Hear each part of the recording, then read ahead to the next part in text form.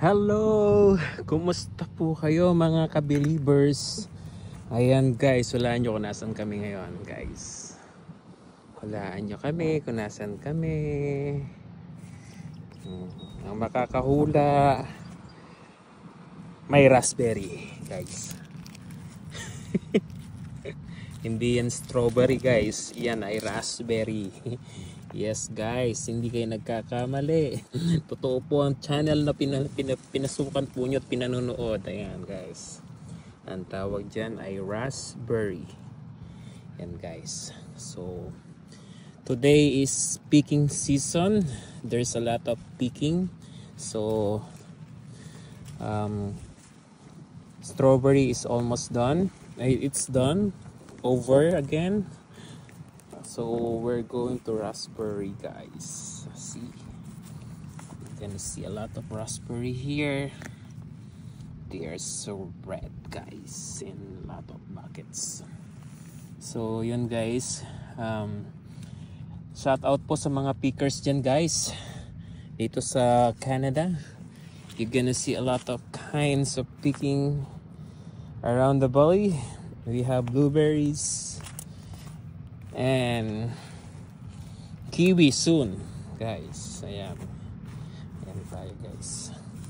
So shout out po sa mga farmers dito sa Canada, at shout out din po sa mga kababayan natin na OFW sa different countries around the world. Hello po mga ka-believers. So ayan guys, we're doing picking here. See, and there's a lot of Filipinos na nagpipicking din po dito guys. I am here at Macberry Farm. So see guys, ilan lang kami pickers guys today. So ayun, magpipicking kami ngayon guys ng maraming raspberry. Yun guys, namiss ako sa bulaklak na to guys. Hindi ko alam kung anong klaseng bulaklak to guys. Kasi tumutubo lang dyan. Comment down below kung ano, alam nyo po yung name ng bulaklak na to guys. It's white, purely white flower. Yan guys. Ayan, I'm almost done guys. So time na para umuwi kasi mag-aalas-dos na po ng hapon. Yes guys, so kasama ko ngayon si Eve. Ayan guys, hindi ko alam kung patapos na siya guys. See guys. Hi Eve. Hi, how are you? I'm almost done. How about you? Grabe ang galing niya, mas mabilis pa siya sa akin guys ngayon. Tingnan nyo guys, oh. Nakatatlo siyang ganito guys. See? Ang dami. Oh. Grabe siya. Nakadami siya guys. So yun guys. Alam ko $12 each. Hindi ako nagkakamali. Yan nasabi nung ano. Bawat box $12. I'm hoping sana totoo. See guys, ang daming niyang hinog sa ibaba. Kaso some of them parang kinain na ng mga insekto. Or some of the insects. I don't know what kind of insect will eat this beautiful, and it's little bit sour and soon it's magiging matamis din to guys. Ang hirap talaga mag-English guys. So ang hirap mag-English. Slangs. So yun guys, we need to help her so that we're almost done. Yes guys, gusto ko nang uwi. See, they are so red na red sila guys, lalo na kapag nasa araw sila. guys. Out of reds.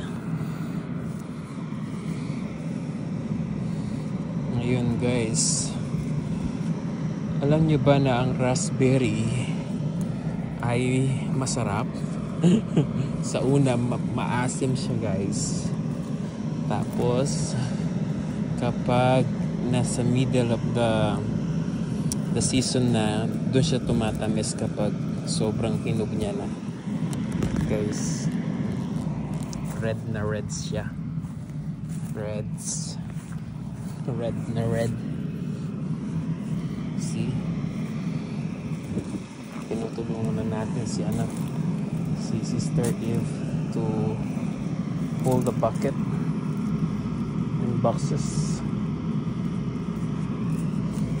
Alam niyo guys, dito sa Canada maraming klase tayong napapasukan, lalo na po kapag wala pa kayong documents. So ang pwede nyong gawin guys, picking, kasi ito cash ito guys, cash. Kapag nag-picking ka, cash kayong babayaran guys.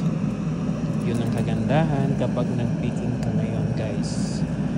So kapag summer season lang merong picking guys, kung mga nagtatanong kung anong season. So ang season ng picking dito guys, at the middle of June, starting na po ng strawberry dito sa Nova Scotia guys, dito sa amin sa Nova Scotia, Halifax. So yun, then mag-start naman ng July, the end of July, starting na po ng mga raspberry. Ayan guys, raspberry and some other berry like blueberry guys, they are starting na silang mag-picking guys. So yun, so you have an idea kung ano po yung mga pinipick namin dito guys. Ayan. So yun guys, grabe, sobrang init na guys. So yung mga kiwi banda roon guys, sa dulo doon, kiwi, yung mga small kiwis. Ang dami pa dito guys, oh. Talaga tong Eve na to kung saan pupunta. Ang dami dito, nakakalimutan niya. Gaganda pa naman, oh. They're good to catch. Kasi minsan nakatago sila guys, hindi talaga sila nakikita. So you need to find. Where's Eve? Hello po. Pa? Saan po kayo? Kenville lang po? Berwick po. Kenville po. Yung pong kaibigan namin si Eve. Berwick po. Opo. Konti lang po namin kasi ngayon, no? Ay, konti lang talaga dito. Ayun guys, nandun na naman si Eve. Wala po. See guys, ang lawak-lawak ng farms. Sana all may farms. Soon guys, dream ko magkaroon ng farm. Sana bigyan ako ni Lord. Hoping, kala mo talagang mangyayari. Basta mangyayari yan guys. Iwala lang tayo guys. Diba guys, mga ka-believers. So yun guys, I'm almost done.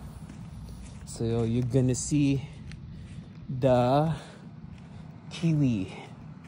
You're gonna see the kiwi here. See, you're gonna see the kiwi here. See guys, this is the small kiwi. Yan ang kiwi, small kiwi. Ayun guys, see you on my next adventure mga ka-believers. Thanks for watching. Hope to see you si Tita Susan. Shout out po kay si Tita Susan at Yensa. and Donna Mariano. Thanks for watching, guys. See you soon.